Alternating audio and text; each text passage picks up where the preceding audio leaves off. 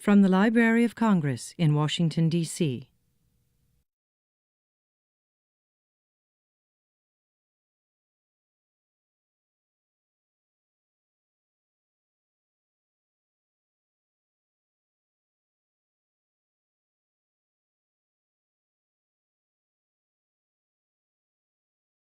Good morning. I'm Jennifer Harpster. I'm a research specialist in the Science, Technology, and Business Division here at the Library of Congress. Today's lecture is the first in a series of programs in 2012 that will be presented through collaboration between NASA Goddard Space Flight Center and our division. And this collaboration is in its sixth year. So yay, yes, or yay, NASA-ness. You might wonder why NASA has something called desert rats. And no, these are not rodents. It stands for Desert Research and Technology Studies Team, or DRATS for short. The DRATS team tests robotic systems and extravehicular equipment that will be used to explore our solar system.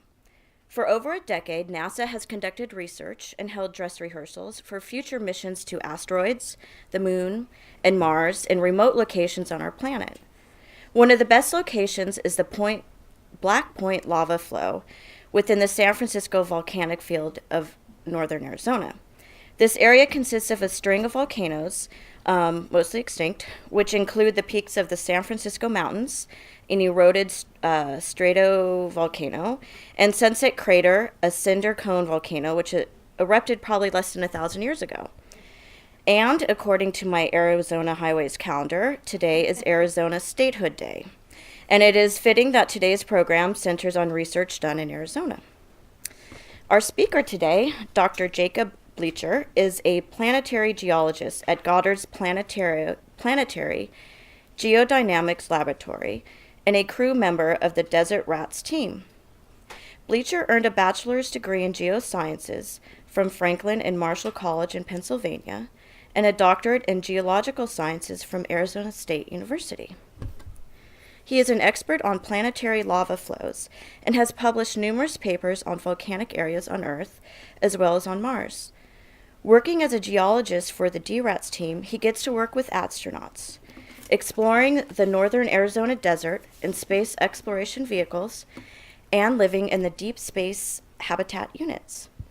Currently, he is studying the sequence of events that basaltic lava goes through as it takes shape on Earth's exterior, just after an eruption. And he is undertaking the mapping of lava flows in the Tharsis province of Mars.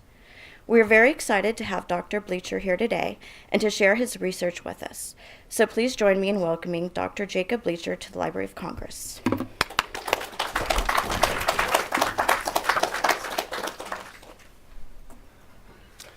Okay, well, I'm very happy to be here today, and I'm excited that so many people are excited to hear what I have to talk about. As was just described, I'm a team member of the Desert Rats, and we are one of a group of analog field tests that NASA runs to basically begin to understand how the new generation of hardware that are under development will be used to explore other planetary surfaces. So this is an Apollo picture here, which is our only experience with sending human beings to another solar system object. So essentially, we're looking to take that next step over here somewhere, and we're trying to learn as much as we can here on the Earth before we go. Now, before I go any farther into the talk, I was encouraged to give you a little background on myself, just so you know who I am and what I do as we go through this talk together. So these are pictures of me, and one of the parts of my career that are most relevant to what I do with the Desert Rats, or why I became a Desert Rat, is because I study lava flows throughout places on the Earth, most commonly in Hawaii and the American Southwest. And I study these to better understand how volcanic terrains form on the Earth, but also to give me insight into what might be happening on other planets if eruptions were to occur in the future, and certainly what might have happened in the past to create those terrains. So these are just a few of the pictures of places that I work, and I like to play. I call it liquid Earth is the part of my job that's the most exciting. But occasionally, then I trade in this dusty old leather hat for the helmets and the ball caps that I use when I'm a desert rat. So because I have that experience in the field doing field work for my basic research, I was brought onto this team because one of the things we're trying to understand is how best to enable future explorers to do field work or field science on other planetary surfaces. So by bringing in members of the science community, in this case mostly geologists, who work out in the field on their day-to-day life for their research, they can provide feedback that says, yes, this hardware does a good job at enabling me to do what I want to do for field work, or it does not do a good job, and here's what we recommend to improve upon that. So this is a little bit about who I am and what I do, and we're going to go through this talk here. Desert rats is my big example of analog field tests. But first I want to kind of frame that, and we'll talk a little bit about the importance of exploration, how analogs and analog tests fit into that, and then again, desert rats will be my example, although I want to reiterate the point that there are many analog field tests that NASA conducts. And then we'll talk a little bit about the results. Why do we do these tests and what's the outcome? So first I just have a video here. This was put together at the end of the 2011 field season, and it just shows you a little bit of the hardware that we test out there. So these are kind of our glamour video clips and just give you a sense of what we do.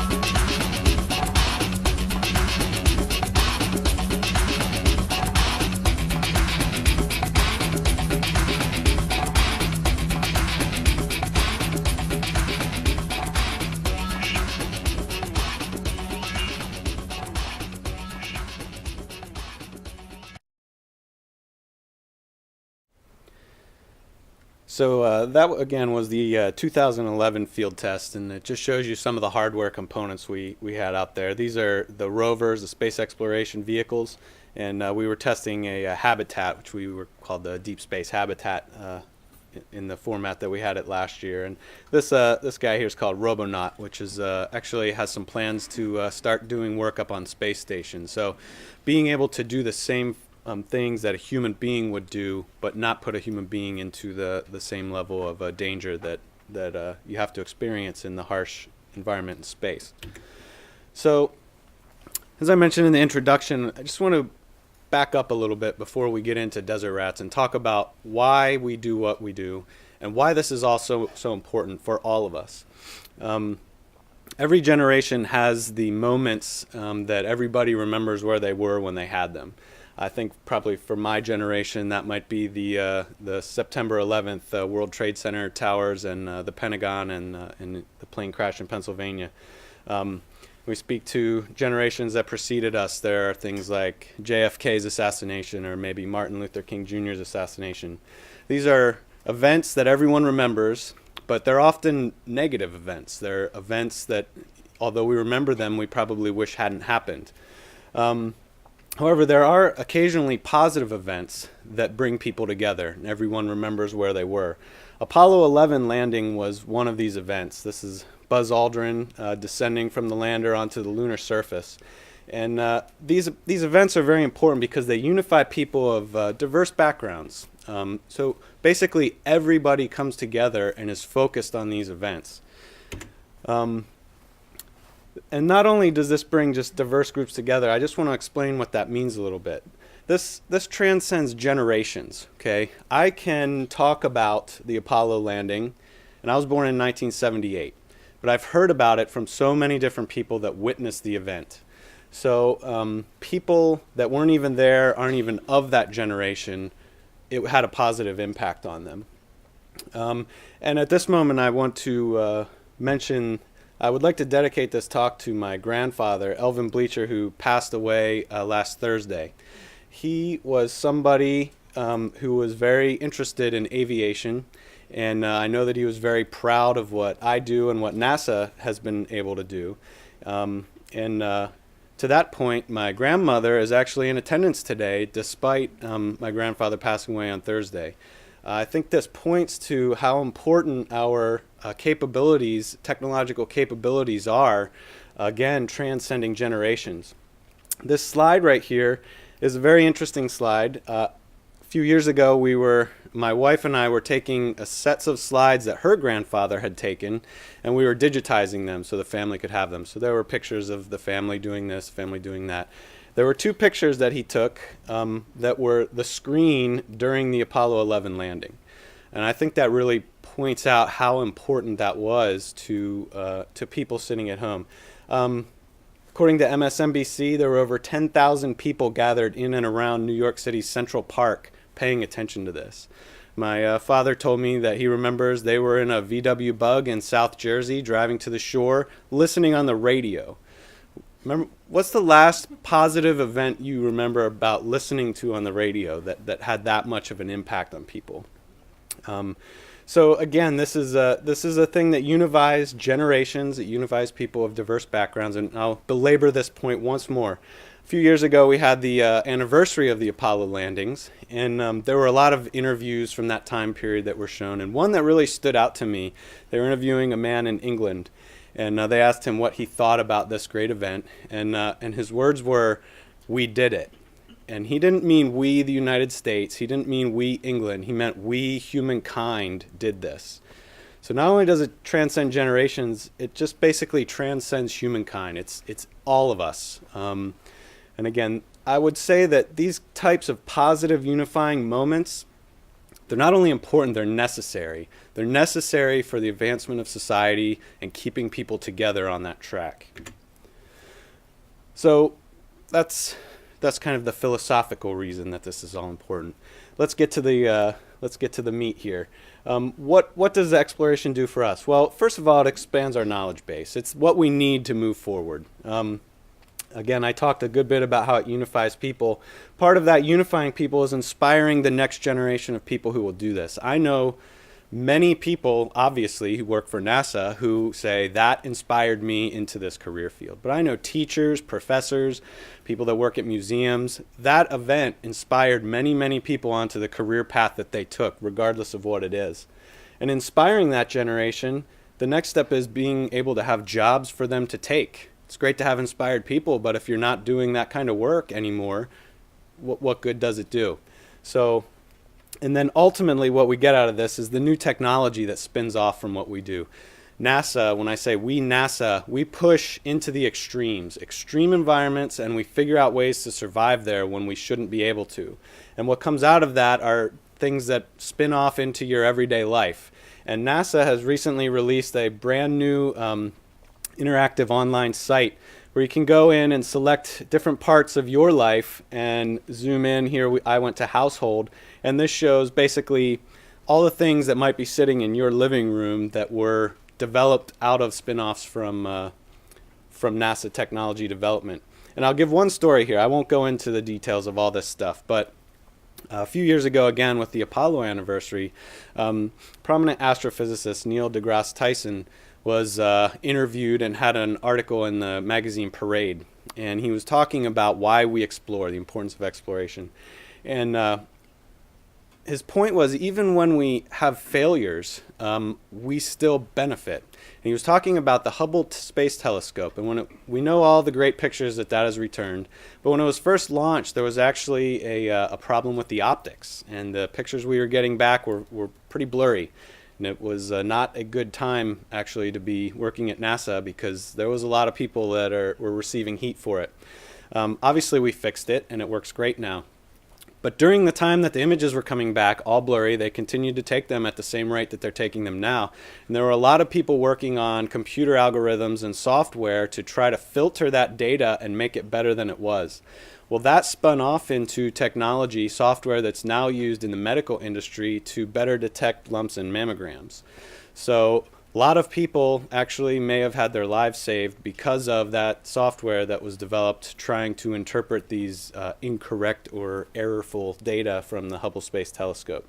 So that's why driving forward exploration is so critical, because even when it doesn't work right, we still learn critical things that help us out. Okay, so space exploration. Now, instead of just looking around the Earth, going to other places, exploration of the unknown is inherent to us. I have a 2-month-old child at home right now. One of the best parts about having a 2-month-old is watching them explore the completely unknown environment that they're suddenly thrust into. And from the moment you're born until the moment you die, I'm assuming, you are exploring what is going on with you, all the new experiences.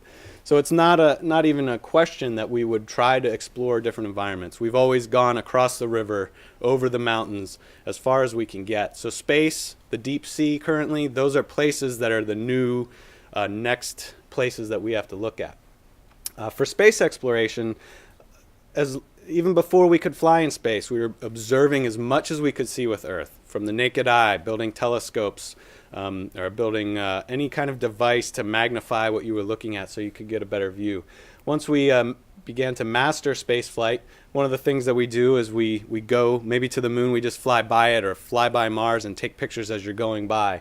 After you get a handle on that, you start putting spacecraft in orbit around these features so that you can see what's there, start to get a sense of the global distribution of features.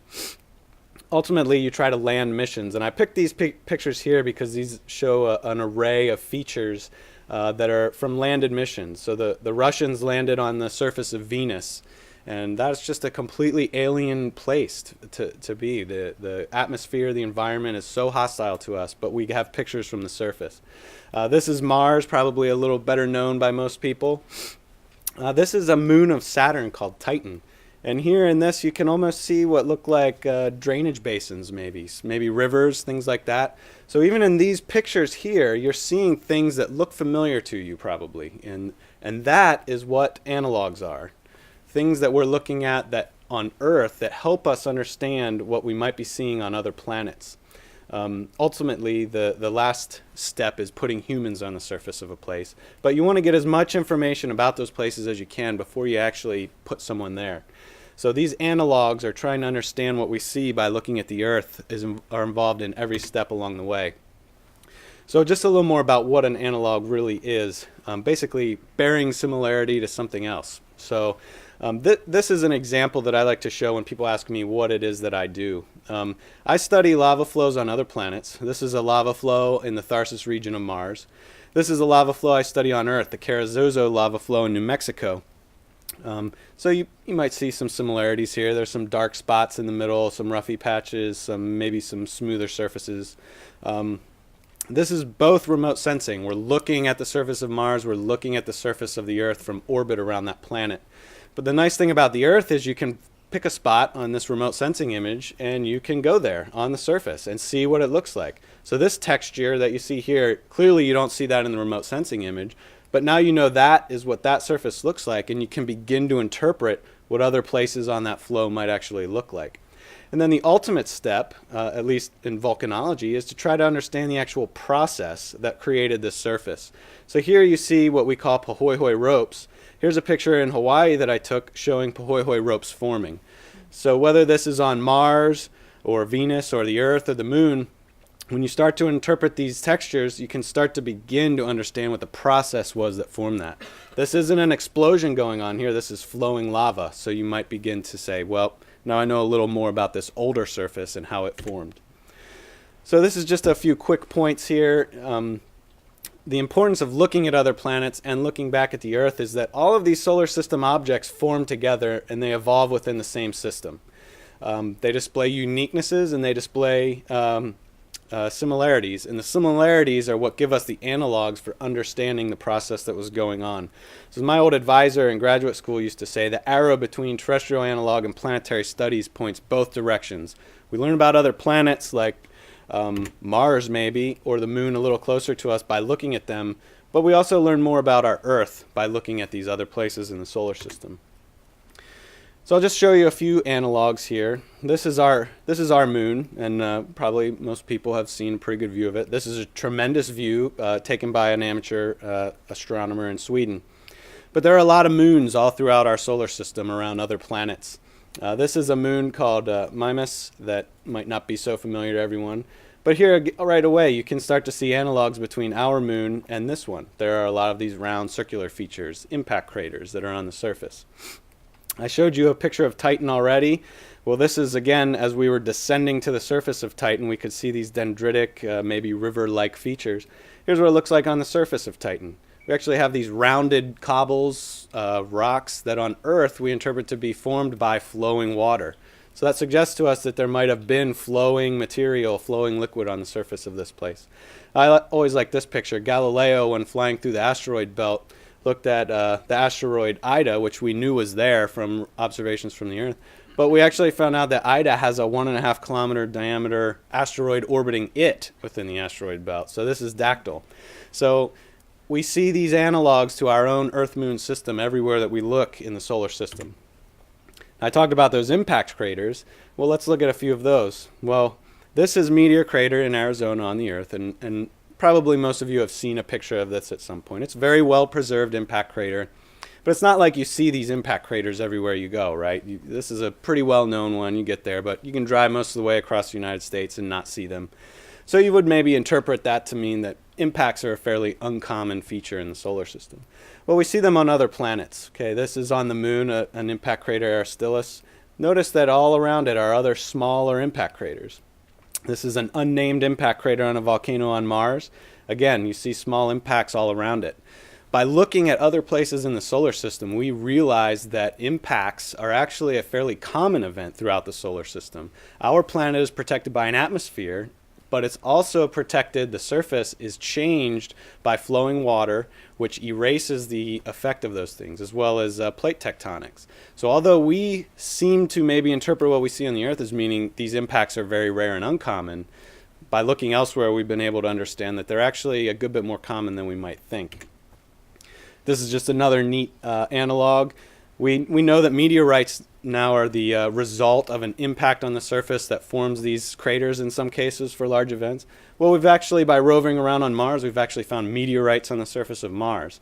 So these things are everywhere. We see these analogs, and by seeing them in other places, we understand a little bit more about them here on the Earth. So the moon is our nearest celestial neighbor. It's the only place we've sent people, and we know a good bit about it, but we don't know nearly enough about it. This is one of the places that we look at. It's long been our key planetary analog for trying to understand planetary science. Well, how did we get to that point? Well, we've sent a number of missions to the moon. Ranger was actually an impactor. I talked about things that fly by surfaces. Well, Ranger actually impacted into the surface. So this is Ranger 9 taking video until the moment it impacted inside the crater Alphonsus. And again, this was kind of our recon stage for Apollo. These spacecraft went there. Surveyor was our first attempt at actually landing on the surface of the moon. And then Apollo 12 later landed close enough that astronauts Al Bean and Pete Conrad could actually go out and get to the Surveyor spacecraft. So they actually brought pieces of it back. And that helped us gain an understanding of what the micrometeorite bombardment rate might be, because now we know when it got there and we know how many things have impacted it since it was there and we brought it back. So those are all critical pieces of information for understanding that environment that we want to put people into. And then since the Apollo time, we've had a series of missions.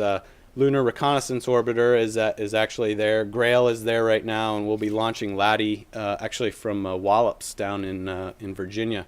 And the international community has sent a good many missions there. The interesting thing is that originally in the Apollo era, it was kind of the United States and Russia, but now there are a lot of players involved. We've got China, Japan, and India all having successfully put spacecraft to the moon, either orbiting it or actually landing on the surface.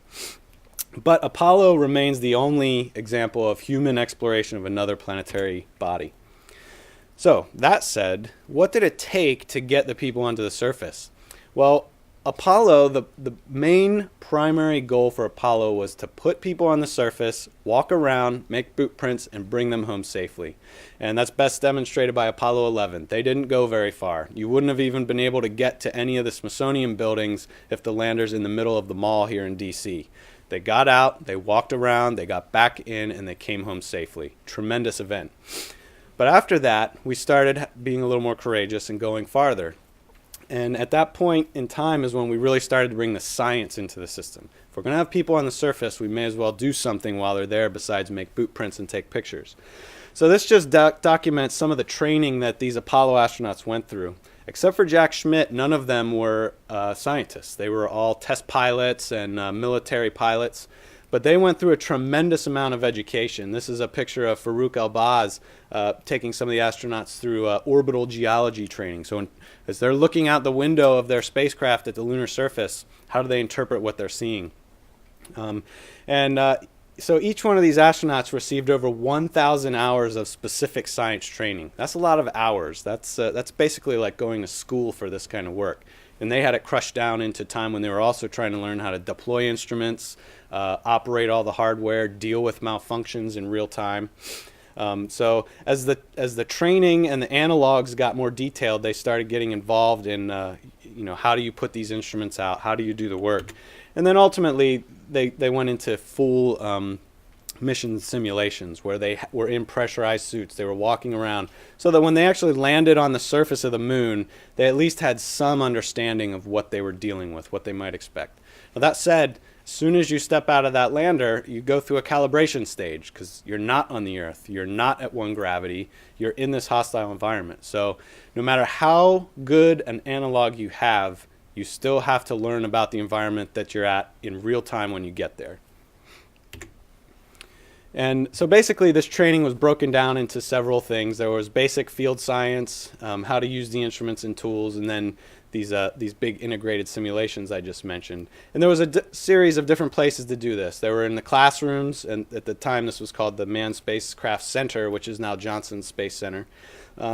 Geologists actually took these guys out. USGS geologists took them out and gave them full-on, this is how you do field geology. And then again, these integrated events for training with actual prototype vehicles. So that's how we got to where we were with Apollo. We haven't sent people anywhere since then, except for low Earth orbit with the space station and the shuttle. And we now no longer have the shuttle either. So we have the space station. We can get up there and we can do tests up there as long as we work with the Russians. But we have plans to potentially go other places in the solar system. And so the big question is, how do we do that once we start exploring elsewhere? So there are all kinds of concepts. We a few years ago they were talking about making outposts on the moon or outposts wherever we might go. Or maybe we wanted to do more of a sortie style exploration, which is what Apollo was like. Land, explore your area, and come back. Now we've also been talking about near-Earth objects or asteroids. So these are clearly much smaller objects that are closer to Earth than the main asteroid belt around Mars, but a good bit farther away than the moon. Sometimes we have to clear up that misconception that these near-Earth objects aren't always closer to us than the moon. Occasionally you hear about one that flies by, but they're usually pretty small. But there are different scenarios for how do we explore those. But the big question is, how do we actually interact with the surface of these things? They don't have enough gravity for you to walk around like you normally would on the Earth or even the moon. So we have some examples from working on our space station, and again, now space station becomes an analog for beginning to understand how we might explore a microgravity target like an asteroid. Now, I said before desert rats will be my key example to you, but I want to take this moment to explain that desert rats is actually just one of a series of field analog tests that NASA runs. So Research and Technology Studies, that's the group I work with, RATS. They've been testing since 1997. And when it's conducted in a geologic analog like northern Arizona, but they've also gone other places, Meteor Crater they've been to, some other places in the Northwest. When it's in an analog setting like that, we call it desert rats. But there are a series of other groups that are used, and these are really dependent on what the questions are that we want to ask. None of these analogs are perfect analogs for the whole thing that you're going to do. So you have to figure out what the question is you want to address, and then figure out how one of these analogs might answer part of or all of that one question. So there are other things. This year, 2012, Desert Rats is actually just being called RATS and is being tested in the high bay in Building 9 at Johnson Space Center. So this is one of our crew members, Brent Gary. He's using a new system we have that mimics basically weightlessness, and he's exploring one of these surfaces. Again, similar to maybe how we might be exploring a low gravity target out in space. NEMO, NASA's Extreme Environment Mission Operations, we actually conduct underwater in the ocean, and we go through a lot of these same simulations, because here we can actually bring our perceived gravity down a good bit. So by weighting yourself in within the water, you can basically mimic those lower gravity targets. So we have a habitat to live in, and we have vehicles that are similar to what we might design to explore asteroids. We have a series of other ones. The International Space Station is a place now where we can do specified analog tests. We also do these in situ resource utilization tests in Hawaii. So in situ resource utilization basically means instead of bringing everything with you, all of your water, all of your propellant, why don't we use a little bit of what we're finding there? If there is water on the surface, we can certainly use that instead of carry all that heavy water out of Earth's gravity well. So you can go online and look at this whole suite of tests, or you could just do an internet search for NASA and analogs. The number one thing will pop up will be our analog stuff. So Desert Rats, between 2008 and 2011, was conducted at the Black Point lava flow in northern Arizona. So this is fairly close to Flagstaff. This is a volcanic field, so there are a lot of lava flows and vents. This red box right here inside this geologic map that our team produced is this crater right here, SP Crater or SP Mountain. Small cinder cone with a little lava flow that came out. So it's the kind of thing we see on other places. This is a small unnamed cinder cone on Mars, close to about the same size. We see these things on the moon. We see them all over the solar system, wherever we see objects big enough to have gone through volcanic stages. To show you how small these things are, here's that rover I've showed you a few times, and that's the edge of that cone. So by small, I mean still pretty big, but not as big as the big volcanoes, the big stratovolcanoes. We also have some layered rocks in this area, sedimentary rocks, so it gives us a good chance to get out there in a somewhat harsh environment and test some of these hardware in places where we have these layered rocks, volcanic deposits, things that we expect to see on other planetary surfaces. Now, the great part about working with these teams is just the diverse group of people that you get to work with. So this is an integrated team of engineers and scientists, and most of that group comes from almost all the NASA centers around the country. But we also work with other agencies. We work with the United States Geological Survey. We've worked with the military. The nice thing is the chances to work with academia and even high school level. We had some teachers involved last year in our science team. And then as well as commercial and international participants. Last year we actually had a group over in Europe who was running one of our backroom teams. So it gives you a real good chance for NASA to actually interact with all these different groups. So we're not necessarily just working in isolation on topics that we feel are important. We get these other inputs from other groups. And a good example of this was the Exploration Habitat Academic Innovation Challenge last year, or XHAB. In 2010, this was our habitat, the Habitat Demonstration Unit, or HDU, and what we called our Pressurized Excursion Module Mode. So that's the PEM mode. So this basically had a laboratory inside and some things for maintenance. You can see two of the rovers attached to it. So NASA devised this this opportunity for universities to compete for 2011 to design this XHAB loft. This would basically be the living quarters for the crew members. So there was a competition. Several universities got into the final round, and then the University of Wisconsin actually won this competition. And so this was actually given to us by the University of Wisconsin. Great moment for us to interact with universities, the academics, and then a great chance for this group specifically to come out in the desert and really be involved in one of these tests. So that was a really good event. But this is the way that we can actually start to work with all these different partners. So the test itself, this is one of our nice glamour shots at the end of the test in 2010 showing the different pieces of hardware, which I'll talk about in the next few minutes. But these tests basically give us a chance to validate some of this experimental hardware, the software designed to work with these systems, and then also the operations. How do you use these pieces of hardware? Not just how does the hardware work, but how do you integrate them together? How do they work together? How do the people work with that?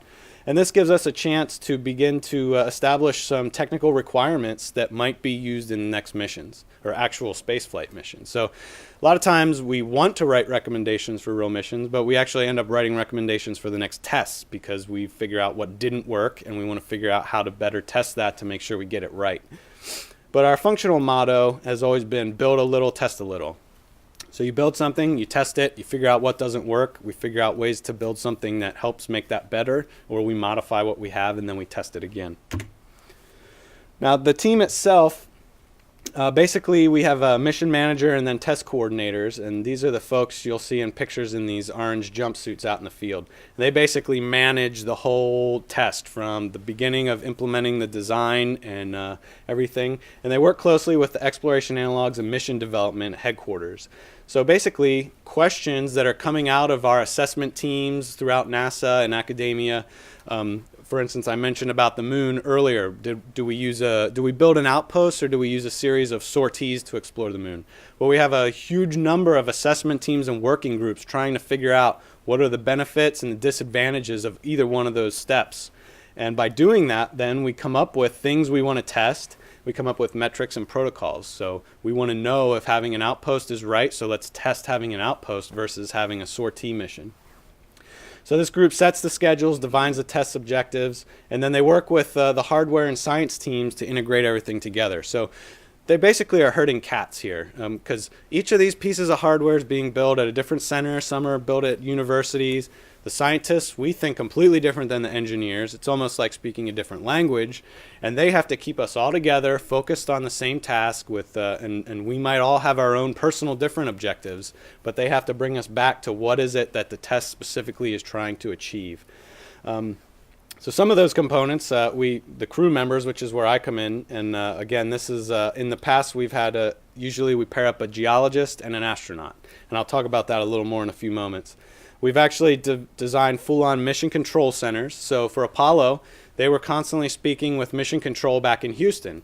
And so we actually have mission control centers that work with the astronauts in Space Station now. They work with us on these tests to actually simulate what a real mission might be like from that sense. Recently, a lot of these earlier tests from the late 90s into the early 2000s, we're simply looking at, can we actually wear these suits and do the kinds of tasks that we want to do? Because a lot of the Apollo astronauts said, we can't do the job we want to do that you told us to do with this kind of a suit. So there's a lot of effort going into, can you even swing a hammer properly? Can you collect a sample? Can you document it properly? So the tests were kind of small at that time in 1997 and on. And then as we started getting a handle on that, we grew and we started implementing science teams that actually had a full-on science plan, designing traverses going out into the field. So we have the science team, and then as I mentioned before, each piece of hardware has its own team. So you've got a hardware team lead, and you've got these groups of folks out there kind of focused just on their piece of the hardware. And the test coordinators and mission manager have to bring all that together and make it make some form of sense at the end. And that's to me the really fun part. This is just kind of an overview slide for the rest of the talk, but I'll talk about these pieces of hardware, the MultiMission Space Exploration Vehicle, MMSEV, or usually called SEV. The suit ports, which are an interesting design on this, and I'll get into why those are so neat. The suits in the backpacks, this new device we've been using called the Extravehicular Activity Information System, and by using that we can make crew field notes. the tools we've been using, and then these habitats and what are inside the habitats, and then some of these just purely robotic elements that we've been dealing with. And I'll give 2 examples of when we're done, what do we do with those results, and how do we turn those into recommendations. So the crew, again, I mentioned each year a crew is selected for the job that's going on. I was a crew member from 2009 through 2011. We were working in the desert, and again, bringing to the table my experience in doing field work, field geology. So typically what we've done is bring in geologists in, working with an astronaut. The astronaut, usually flight experience, can provide some feedback as to how this might work in an actual flight environment. You know, I don't want my arm to be up like this for a long period of time because it's really hard to do in a suit. Whereas we come in and talk about, you know, well, as you're developing hypotheses, moving along your traverse, you need this capability that's not currently in the system. So these are the kinds of people that we get together. And so I'll be talking about this from the perspective of a crew member in one of these tests. I mentioned the Mission Control Center.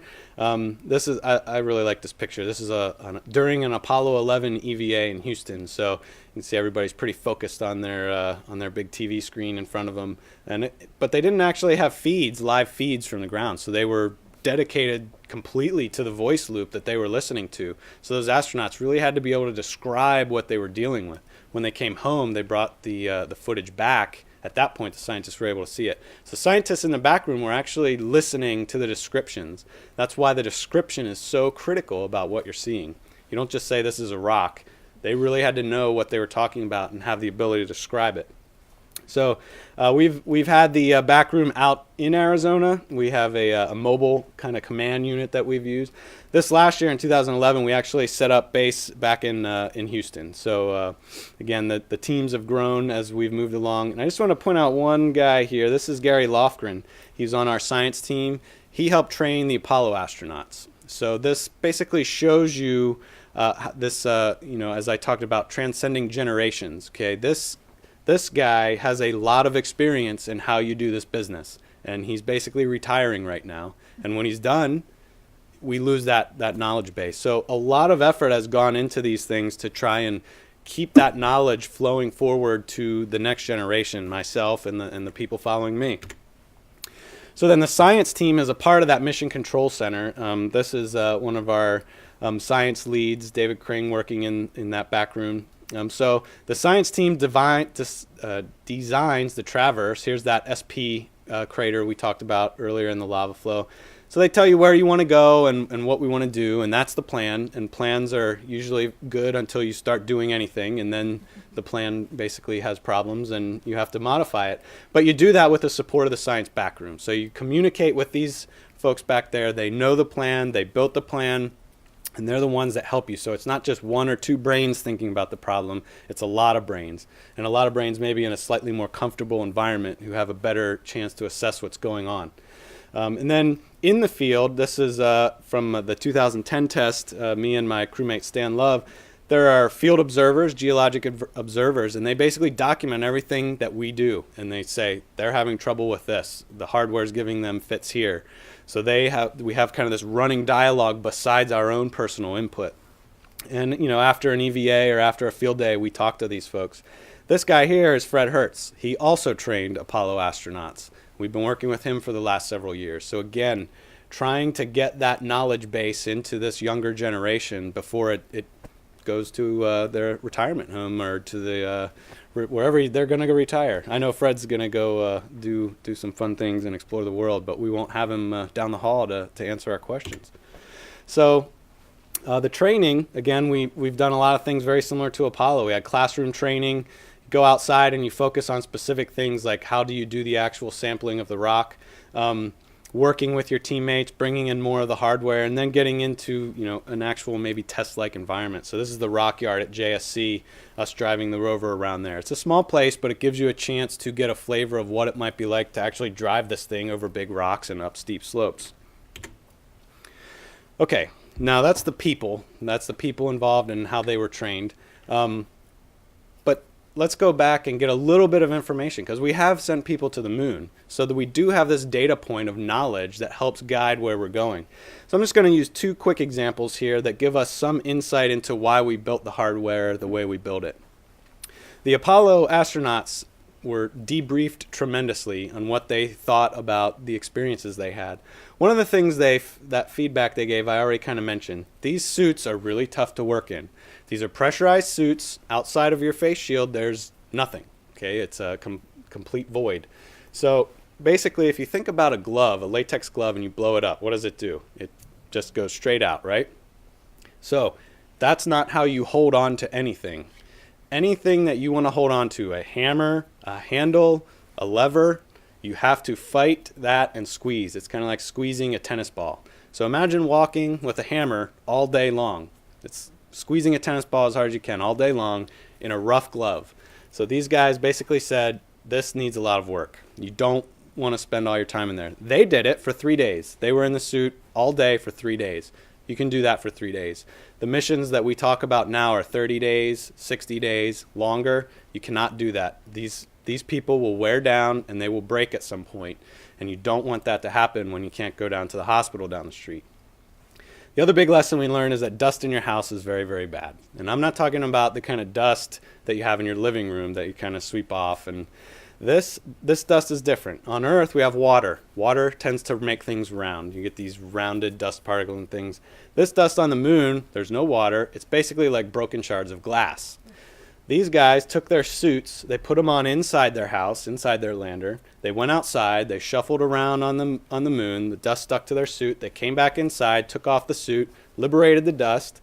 Here you can see Gene Cernan's face is covered with dust. That didn't happen during the EVA. That happened while he was taking his suit on and off.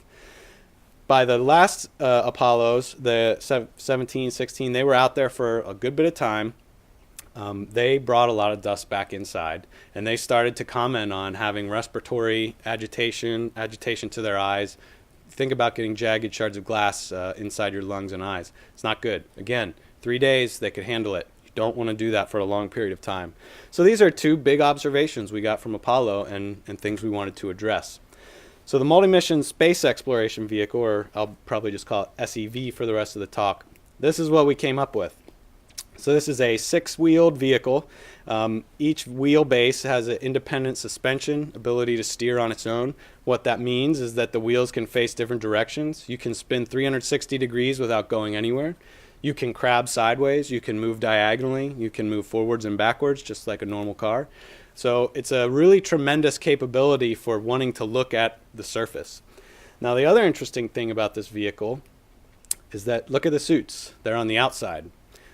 So you're on the inside of this thing, the suits stay on the outside, the dust stays on the outside, all of that agitation that you could potentially have is out there.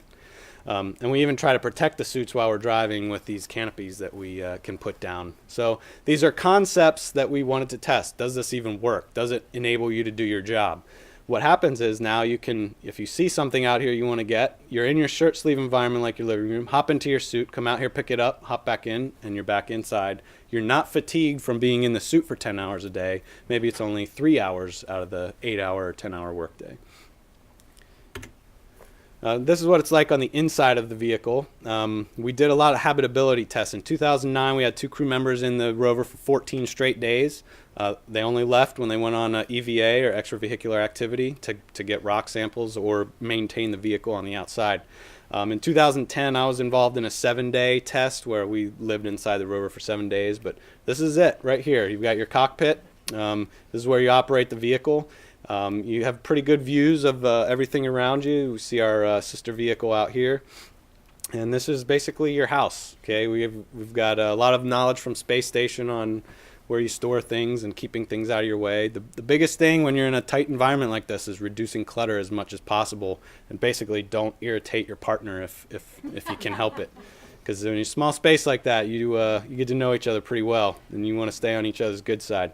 But there's little beds here, and this is me sitting on my bed at the end of the day going through some notes that I had taken.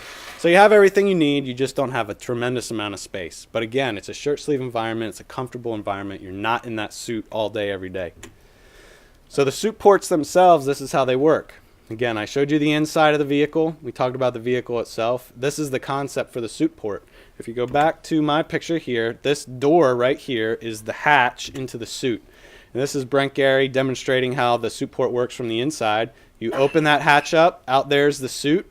You reach up, you do this kind of weird wiggly pull-up thing to jet your legs down in there. You squirm in, you pull yourself in, you shut the door. So this is the demonstration here. You slide in, and as soon as you're in, you're ready to go. And this is what it looks like from the outside. This was me back in the 2009 test. Once you're out there, you have to go through a whole series of leak checks and pressure checks on your suit, because now you've got to go from the environment on the inside to the environment on the outside. But basically, once you're ready to go, you just detach and step down, and you're free to walk around on an EVA. We hope to have this kind of a process down to about 10 minutes in and out, or egress and ingress with the vehicle. And what that does is gives you the chance to say, well, that's an important thing that wasn't one of our planned stops. Let's burn some time here and get that really quick and get back in. This is a kind of a provenance of the suits that we dealt with. As I mentioned before 2008, we were really interested in how pressurized suits would enable us to do the work and improving the suit itself. So these are fully pressurized suits that were used before 2008 again.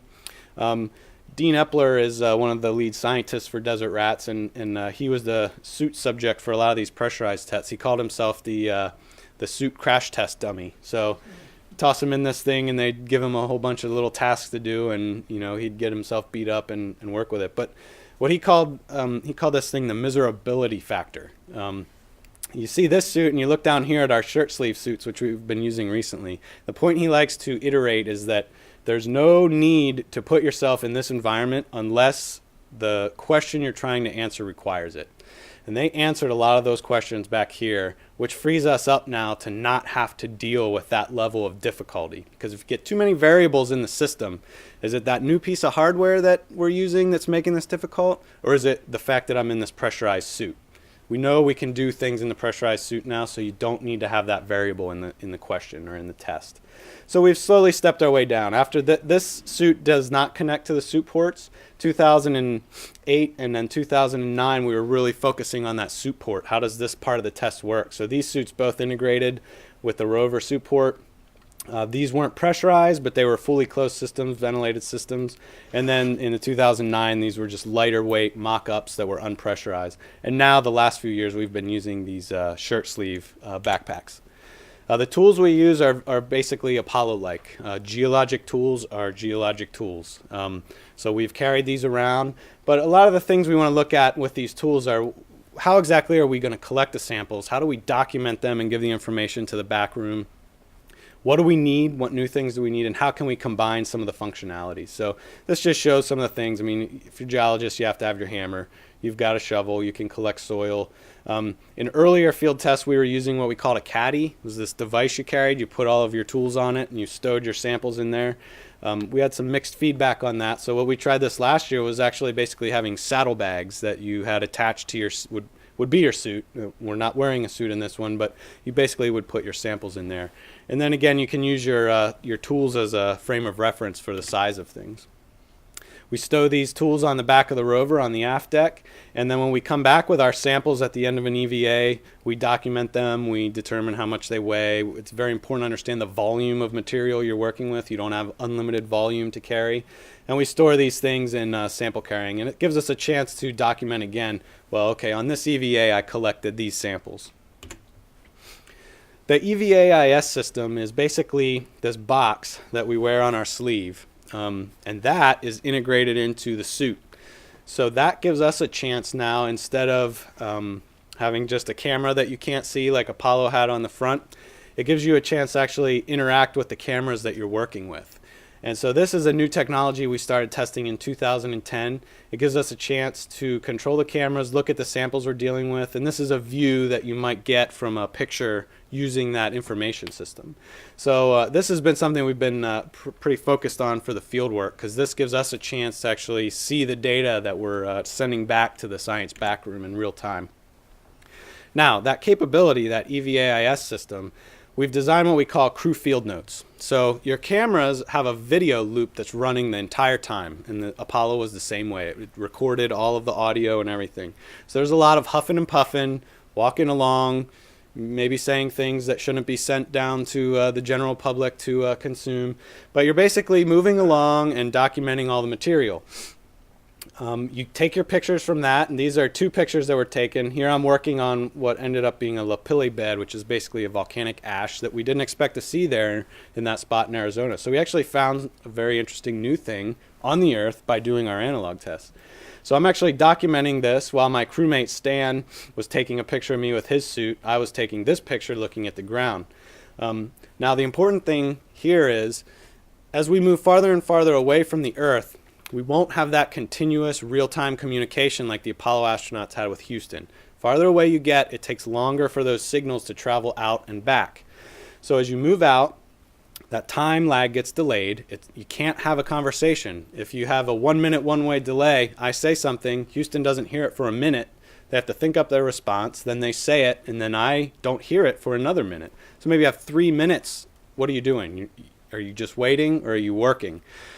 The other thing is, you might not even have continuous communication. You might only be able to communicate at certain periods throughout the day where you basically download all that data that you just collected. And then that leaves the science backroom trying to interpret your information in real time very quickly. So one thing that we learned was that you can read faster. If this information is written out for you, you can read faster. But if somebody gives you 12 hours of audio, you can't listen faster. It takes you 12 hours to listen to it, and you don't know when those important tidbits of information are going to pop up. So with that EVAS system, one thing we identified was that it could tag certain time periods in the data loop and say these are of high and critical value, pull those out and send those back to the back room first. And that's the information that they really need to look at. Now it's possible there could be, a fossil that you completely missed, that they might find that later on. So it's important to have all of that data, but in the real-time analysis, someone's probably not going to pick up on some minor feature like that. So I'm going to show you quickly an example of one crew field note that I actually took at this site. So again, remember, this is just my live stream of thought, but what you'll hear is me say starting field note and ending field note, and that means that that information is what will go back. At the end of this loop, you'll hear all of the parts that you don't really need the back room to hear, and I just wanted you to hear it because it's kind of interesting. If you're going to hang on that little piece, I think we'll bag that too. I'll do. Sure. Okay.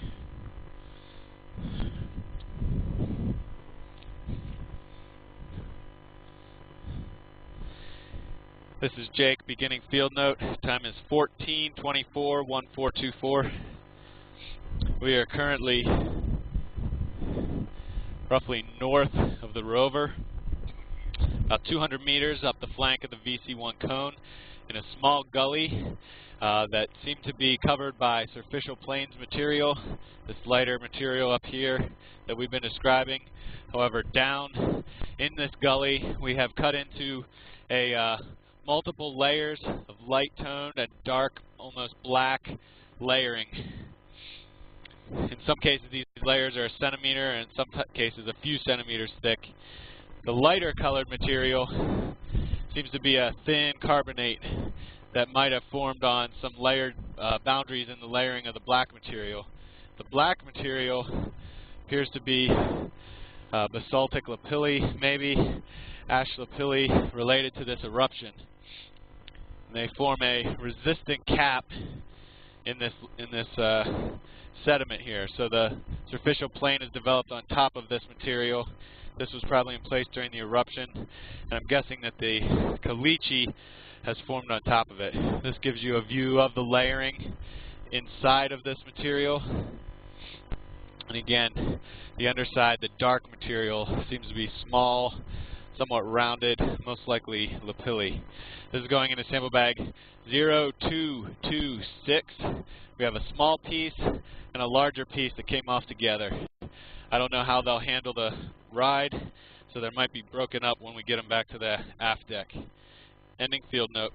So at that point, they know that they don't need to keep listening. All right, man. And now you can hear just my general conversation with my crewmate about finishing up here. So this part at this point is not something you need to spend hours listening to if it's irrelevant information. Again, there could be really interesting things that end up being discovered in that view, but at this point you don't really need that information.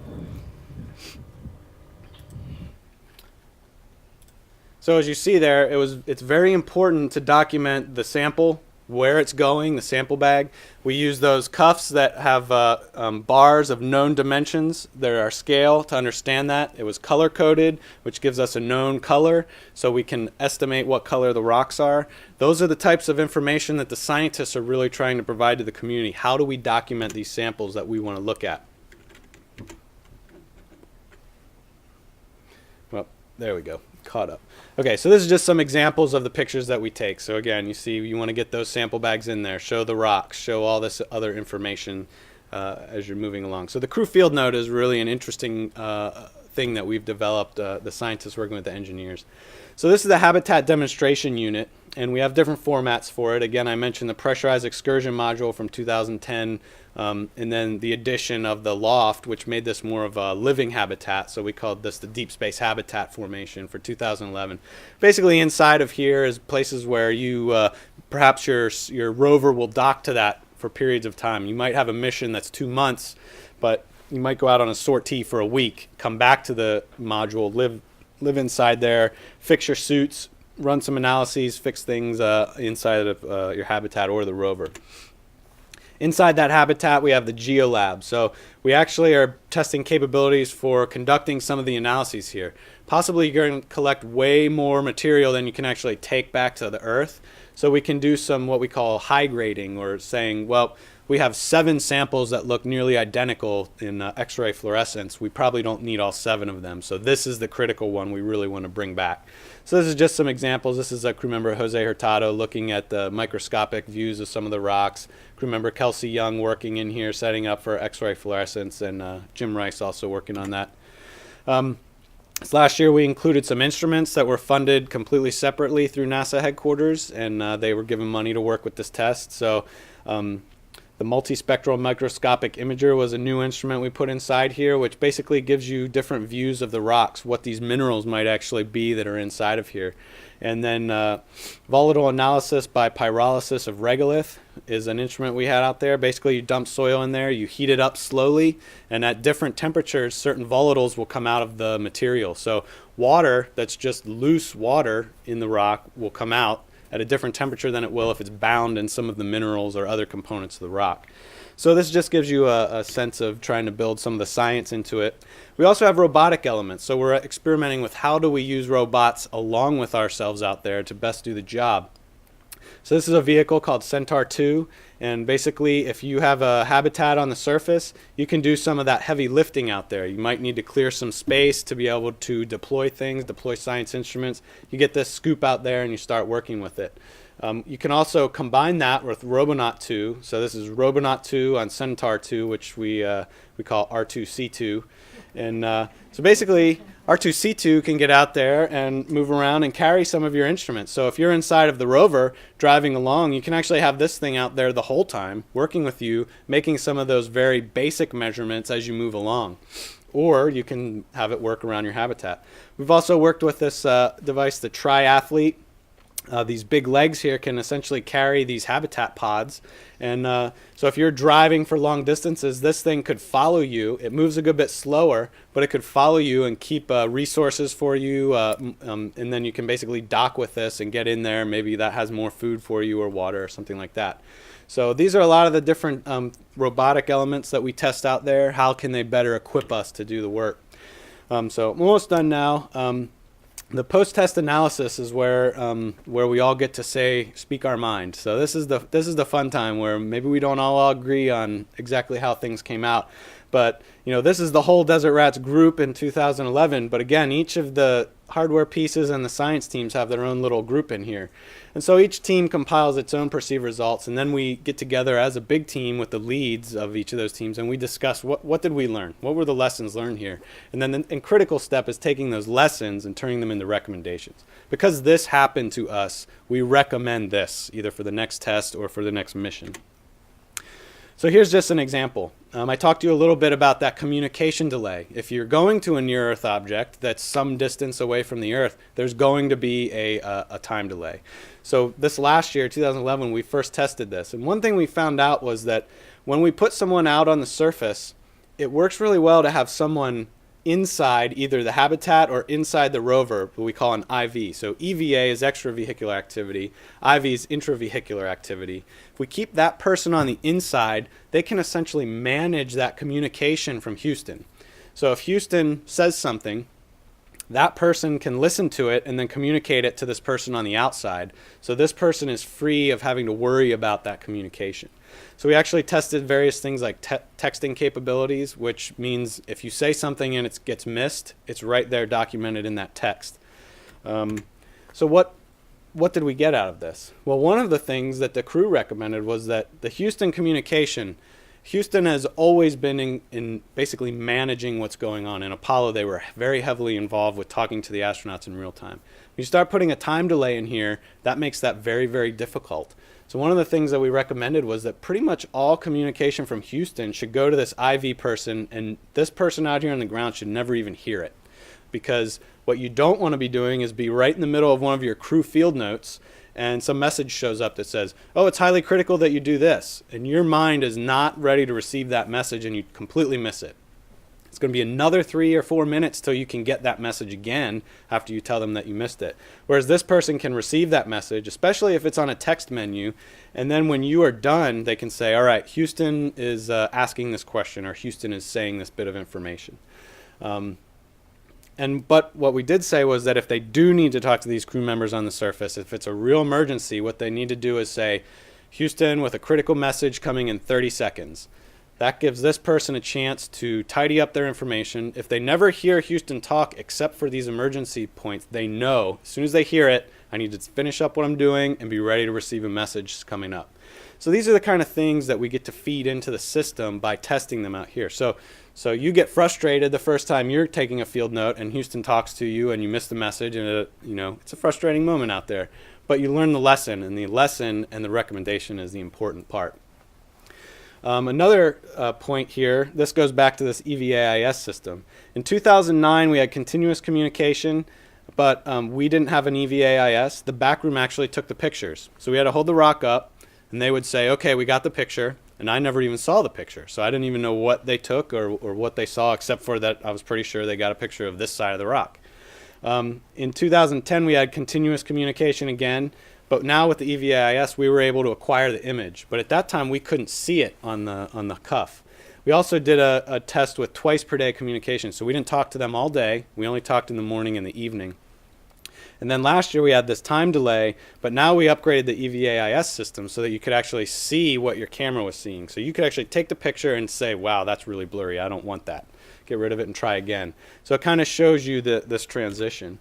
So what recommendations came out of this? Well, if you can't see the picture, sometimes you get it right. This is sample 0316. I know it's several centimeters in this dimension, it's white. Okay, I've got that. Good picture. Whoops. If that's your only chance to communicate with Houston what you have, you're in big trouble. And you're not ever this person here who can't see that image won't know. And when they get home and the backroom says, what was this one? Come on. Good chance remembering that amongst hundreds of samples you've collected. So the recommendation we made was that as that frequency of communicating with the backroom decreases, we need to have hardware that increases our ability to function autonomously. And so one of the most important things is your ability to see that picture, see what you were talking about. So again, this is where recommendations led to new test objectives each year, and we progressed to the point where this is a really good piece of hardware. We had to go through growing pains. There were frustrating times in the field when you're really tired and hot and things aren't going right, but you get those recommendations out in the end, and that's the important part. Okay, now back to what the value here. Again, these things are good. They provide us with realistic mission environments and we can test things. But the really important thing is getting that next generation of people involved. And when I say next generation in this bullet, I mean the people that are currently in the workforce, like myself. And we can learn from our predecessors, like Gary or Fred, who I showed you there. They have taught us a lot by doing these analog tests with us. That's going to be critical information because when they're done and they're spending the next few years having fun somewhere with their wives, we're not going to be able to call them up and get things in real time. This also provides a link between NASA and the next generation. And by next generation in this bullet, I mean the students who are coming along, the people who might actually be the ones who take us somewhere else. We're learning the lessons to help them along, but if they don't come along with the ride, then we're in trouble. This basically, again, the point is it answers questions about how to design future missions. The really important part here I want to focus on for 2 slides is this public engagement part. NASA has always used the astronauts and the space shuttle as just a tremendous outreach.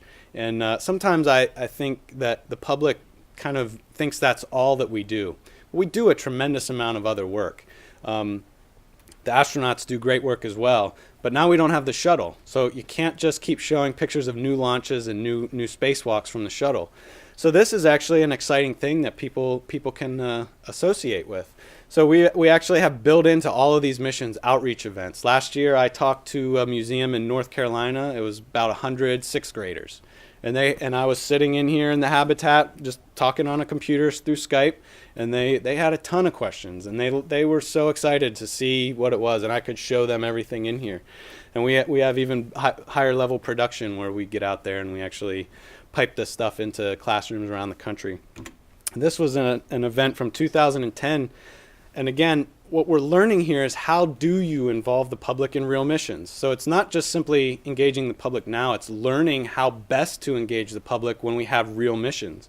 So in 2010, we had a full science traverse picked out by the science team, but we had one location where there were several places we could go to answer the question. So we put it out on the internet and said, public, you pick the site. This was the site they picked. It was a great site. It was a lava channel off that SP crater right there. And people got behind that. It gives them ownership of the mission that you're involved in. They want to see what you find at the site that they picked. So these are the lessons that we're trying to learn about how best to keep the public with us as we move forward. So that's basically my talk. And I thank you very much for having me here. And I want to thank all of you for coming in and showing me that there are people interested in this stuff. This is a great talk to make. There are a couple reasons for that. For me, it's really exciting to think about the places that this country has gone. We've done some tremendous things. We are the only place to have put people on another solar system object. It's exciting.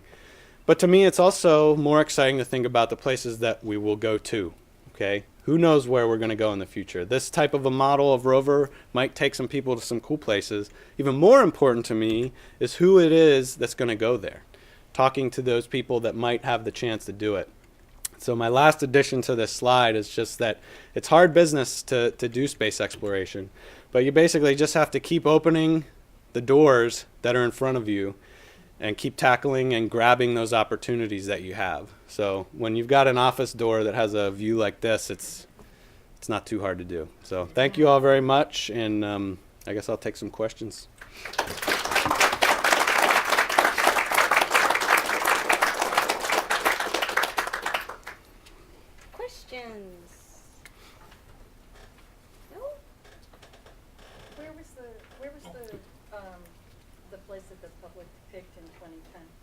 It was on a lava flow that came out of that volcanic vent, SP crater. That was in northern Arizona in the San Francisco volcanic field. So there were questions we wanted to answer about that lava flow, and so we presented the public with, here's several places from the data that we have selected remotely. Where would you like to go? And that was the one they picked, and it was a great one. I was actually on that EVA, so it was I can say for a fact it was a great place to go. Does your group deal at all with, I presume it's a minute threat of like a meteor, small or however big, hitting any of the vehicles you're in? That is a really good question. Do we have to deal with the threat of a meteorite or object in space hitting any of this hardware? We actually have several different things we do. There's a group that actually conducts some tests with a monitoring system on the shell of the habitat. So they actually come with a BB gun and they shoot into the structure, but we have this sensor system built around it. So while we're doing these tests, we're working in there. Sometimes they're shooting our habitat, and then we look at the actual system that will tell us, something happened. You need to respond to this. But another interesting story I like to tell that last year, I was asked that exact same question when I was doing a talk with the public at Kennedy Space Center. I was inside the habitat and said, well, and I said exactly what I said to you. And then that night we were living up there in our habitat, and this huge storm rolled through, and the habitat started to leak. And so that basically was the same thing. It was exactly what the question you just asked, because we had a breach of the shell of our habitat and we had to respond to it. So the first thing we did was figure out where the leak was, we tried to patch it with what we had, and then we got on the comm loop and said, hey, Houston, we got trouble here. And to their credit, they could have come running in and taken care of it right away, but we played the simulation out, and we did the best we could, and in the end it was something that the Wisconsin folks had to come in and fix, but it was a real good part to the test. So I thought that was kind of ironic to be asked that question and that night get nailed with this this shell breach. Good. Okay. First, thanks for not giving the full name of SP Crater. Oh, you're welcome. With the discovery of lava tubes on Mars, has there been any plans by the desert rats to try to create an analog exploration of lava tubes here on Earth? And which system would it be if it were? That's a really great question, and I actually study lava tubes as part of my basic research, and it's a question that has come up a lot lately as new orbiters we sent to the moon have been finding pits, and on Mars we've been finding pits. There's a lot of steps to deal with that, and the easy answer to your question is we have not designed an analog test to look at that. That's one of these large integrated field campaigns. The questions we're trying to answer are much higher level to deal with. But at smaller research project level, we are looking at those kinds of things. So lava tubes are interesting for two reasons. If that's a stable environment with a roof over top of it, you can potentially use that to protect yourself from radiation in space. So the idea being that you would live inside the lava tube and build your infrastructure in there. It's also of interest because the fact that it's protecting that environment from radiation means that if life ever existed on a place like Mars, as the planet lost its magnetic field, lost its atmosphere, and was being bombarded by radiation, that would be one of the niches where life would retreat to be able to still survive. So it's interesting for multiple reasons, but there are a lot of problems with dealing with these things. First of all, the reason you see that it's a lava tube is because the roof fell down. So that means that the roof isn't necessarily the most stable environment. The other problem is you're usually, there are nice lava tubes like Thurston Cave in Hawaii that have steps and handrails, and you walk in and it's a nice smooth floor and a real nice tube. That is atypical in my experience of what you experience when you walk into a lava tube. Usually you have to rappel straight down over an overhanging ledge that's not stable. And once you're inside, it's a very rubbly floor. It's a lava flow, so it could be, any kind of roughness. And then when you deal with places like the moon, not only do you have to deal with that, but now you're in shadow, which is some of the coldest environment that we know of in the solar system. And to even get to the point of thinking about what you're talking about, we have to understand how to even have equipment survive there. So you have to send something in first to start the building process. And so all of this, there are a lot of things we're looking at. How to power systems, protection from radiation, dealing with temperatures. Those are all technological advances that we're working on now and that need to come along. That's why it's so critical to have that next generation involved. So, easy answer and complicated answer. Thank you. Very good. Some of the devices that you're experimenting with, like the arm pad, are those engineered entirely within NASA, or are they to use off-the-shelf parts and software? Or? So each one of those things is unique in that right. These hardware components that you see here, they're engineered at NASA, but usually if we can, we get off-the-shelf stuff first as much as we can. So even though that hardware device might be a NASA-developed technology, many components inside of that are probably off-the-shelf until we reach a point where off-the-shelf doesn't do what we need it to do. So don't reinvent the wheel at high cost if you don't have to. But each one of these is different as to how much off the shelf you can use.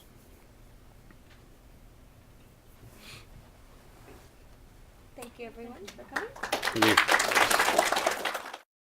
This has been a presentation of the Library of Congress. Visit us at loc.gov.